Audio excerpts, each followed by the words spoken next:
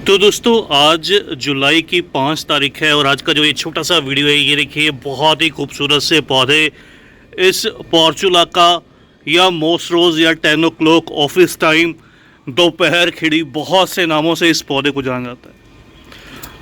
सबसे पहले आपसे कहना चाहूँगा कि आपके एरिया में इस पौधे को किस नाम से बुलाया जाता है मुझे कमेंट करके ज़रूर बताइएगा। कहीं कहीं पर हालांकि इस पौधे को दफ्तर बाबू भी बोला जाता है।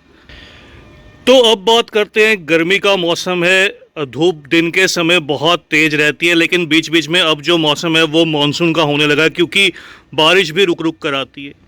तो इस मौसम में किस तरह से इस पौधे से बहुत हैवी क्वांटिटी में फ्लावरिंग लेनी चाहिए, किस तरह से ज़्यादा तेज़ बारिश से इस पौधे को सेव करना चाहिए, क्योंकि ये पौधा देखिए एक सक्कुलेंट प्लांट रहता है। ये सक्कुलेंट फैमिली का प्लांट है और कटिंग से इजीली प्रोपोगेट कर जाता है।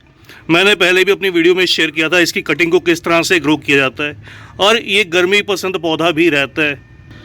इसके अलावा इस पौधे में देखिए देसी और हाइब्रिड दोनों तरह की वैरायटीज़ रहती हैं। ये जो आप देख रहे हैं ये हाइब्रिड वाली वैरायटी है। बहुत से कमेंट्स रहते हैं कि हाइब्रिड जो वैरायटी रहती है वो कटिंग से इजीली प्रोपगेट नहीं करती, लेकिन ऐसा बिल्कुल भी नहीं है। हाइब्रिड जो वैरायटी रहती है ये भी सेम टू सेम देसी की तरह बहुत ईजिली जो है वो प्रोपगेट कर जाती है कटिंग से। लेकिन जो एक डिफरेंस है ये देखिएगा, ये मेरी देसी वाली वैरायटी है। जो हाइब्रिड वैरायटीज़ रहती है इनमें फ्लावरिंग कैपेसिटी देसी के अकॉर्डिंग ज़्यादा रहती है। एक तो इसके फ्लावर का साइज़ जो है वो बड़ा आता है, सुंदर निकल कर आता है। दूसरा, इसके जो फ्लावर है लॉन्ग लास्टिंग रहते हैं, काफ़ी लंबे समय तक जो है वो खिले रहते हैं। जो ये देसी वाली वैरायटी रहती है ये शाम को 5 बजने के साथ साथ ही 4 या 5 बजे जो मोस्टली है ये बंद होने लगती है। लेकिन इस तरह से हाइब्रिड जो फ्लावर्स हैं वो लगभग 6:30-7 बजे तक जो है वो खिले रहते हैं। एक दो कमेंट्स आए थे कि हमारे ये पौधे एक दिन के लिए केवल खिलते हैं, तो ये इनकी जो लाइफ साइकिल है वो एक ही दिन की रहती है। अगले दिन नेक्स्ट डे जो है वो ये फ्लावर नहीं खिलते दोबारा से। उस दिन ये नए फ्लावर जो हैं जो भी आपके पौधों में ये इस तरह से जो नई कलियाँ बनने लगती हैं वो फिर से खिलती हैं। लेकिन क्योंकि ये दोस्तों हैवी ब्लूमर है, रेगुलर ब्लूमर रहता है, इसलिए लगातार ये पौधा जो है वो फ्लावरिंग करता रहता है पूरी गर्मी भर। इसका जो ग्रोइंग सीजन है कह लीजिए कि अप्रैल मंथ से या मार्च एंड से स्टार्ट हो जाता है और जब तक कि बहुत ज़्यादा सर्दी ना आ जाए, लगभग नवंबर मिड तक, या जिन एरियाज़ में जो सर्दी है वो लेट पड़ती है दिसंबर के स्टार्टिंग तक भी ये जो फ्लावर्स हैं वो ईजिली खिलते रहते हैं। लेकिन जो एक शर्त है वो ये है कि इन पौधों को पूरी तेज़ धूप चाहिए होती है, दिन के समय की दोपहर की तेज़ धूप में रखिएगा। अब बात करते हैं दोस्तों इन पौधों को कैसे सेव किया जाए, क्योंकि अब मानसून का समय है और ये सक्कुलेंट पौधे हैं। क्या इनको बारिश में प्लेस करना सही रहता है, नहीं रहता है? क्योंकि बहुत से ऐसे सक्कुलेंट पौधे हैं, ये देखिए जैसे ये अडेनियम के पौधे रहते हैं, इनको लगातार तेज़ बारिश से जो है वो बचाना पड़ता है। अक्सर मानसून में क्या होता है, बारिश जो है वो लगातार पड़ती रहती है और धूप बहुत कम लगती है। इस तरह से होने से जो क्या है, जो पौधे बहुत जल्द जो है वो रूट रॉट का शिकार हो जाते हैं। लेकिन अगर बात करूं दोस्तों, ये जो सक्कुलेंट पौधे रहते हैं ये हाइब्रिड पोर्चुला का या दूसरी वाली वैरायटी देसी वाली वैरायटी, ये मॉइस्चर लविंग रहते हैं। इनको अच्छा पानी जो है वो पसंद रहता है।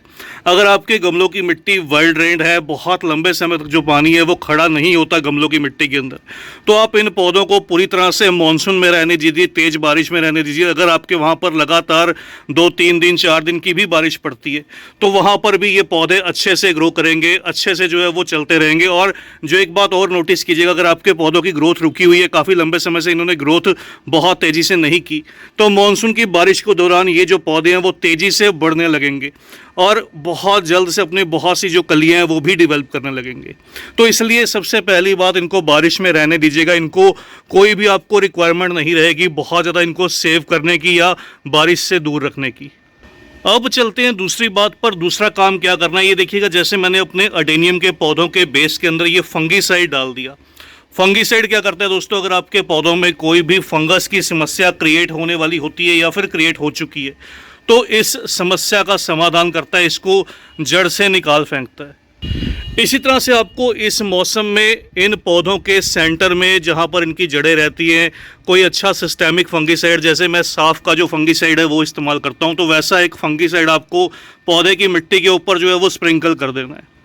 कारण ये स्प्रिंकल करना है क्योंकि बरसात के मौसम में मिट्टी में नमी रहती है तो पानी देना लगातार पॉसिबल नहीं रहता, इसलिए मिट्टी के ऊपर जो फंगीसाइड है उसको स्प्रिंकल करना सही रहता है। जब भी दोबारा से बारिश आ गई या फिर जब मिट्टी पूरी तरह से सूखने लगेगी, आप इस पौधे को पानी देने लगेंगे, उस समय पर वो फंगीसाइड जो है वो खुद ब खुद डिजोल्व होकर नीचे की तरफ चला जाएगा, रूट्स में चला जाएगा।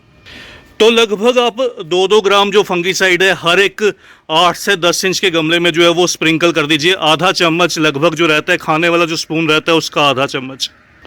अब लास्ट में बात करें दोस्तों फ्लावरिंग के लिए क्या इनको इस मौसम में फर्टिलाइज़र देना चाहिए नहीं देना चाहिए, क्योंकि अगर आप नोटिस कीजिएगा जब मानसून के दौरान धूप निकलती है तो वो बहुत ज़्यादा तेज़ निकलती है। रीज़न ये रहता है कि आकाश एकदम से बिल्कुल जो आसमान है वो बिल्कुल क्लियर हो जाता है और बिल्कुल तेज़ धूप निकल कर आती है।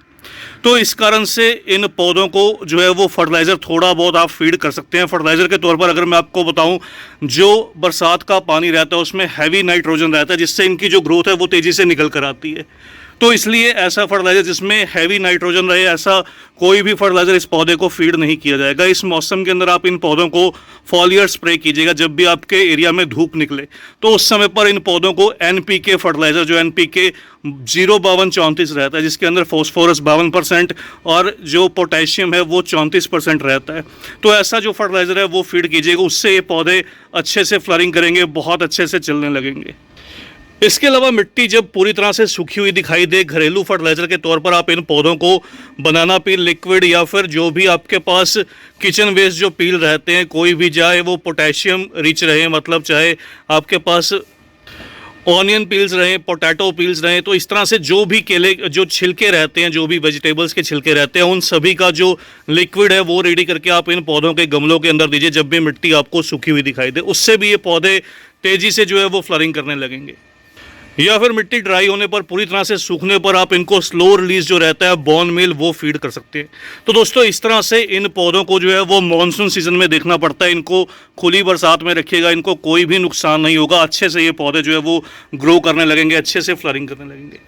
तो बस दोस्तों आज की इस छोटी सी वीडियो में इतना ही। जल्द ही मिलते हैं किसी और नए टॉपिक के साथ, किसी और नई वीडियो के साथ। तब तक के लिए bye, happy gardening, take care.